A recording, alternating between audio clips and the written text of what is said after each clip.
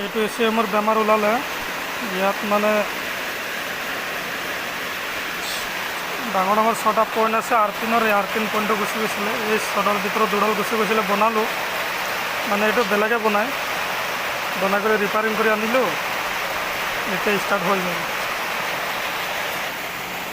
কাৰোবাৰ বলেৰোৰ যদি এনেকুৱা ACM বেয়া হয় পটকৈ নতুন লগাই নিদিব, এইকেইটা ৰিপেয়াৰিং কৰিব পৰা যায়।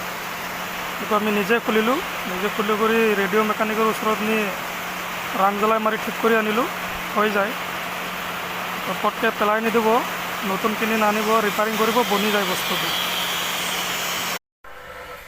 এই লাইটটো দেখুওৱা নাছিল, এতিয়া বনোৱাৰ পিছত দেখাইছে এইটো, আৰু সেই চেক ইঞ্জিন, এই দুটা দেখুওৱা নাছিল। এইটো শ্বৰ্ট হৈ তাৰটো ছিঙি যোৱাৰ কাৰণে এতিয়া বনালোঁ। এতিয়া হৰণটো বাজি আছে, এতিয়া লাইট দুটা জ্বলিছে, এতিয়া ষ্টাৰ্ট হৈ যাব লাগে। হৈ গ'ল ষ্টাৰ্ট, কিন্তু ইঞ্জিন চেকটো ষ্টাৰ্ট হ'লে গুচি যাব লাগে, নাই যোৱা। এইটোৰ লগত তেলৰটো দেখাই আছে, তেল কম আছে। চেক ইঞ্জিনটো যোৱা নাই, এইটো অলপ দেৰি চলালে গুচি যাব।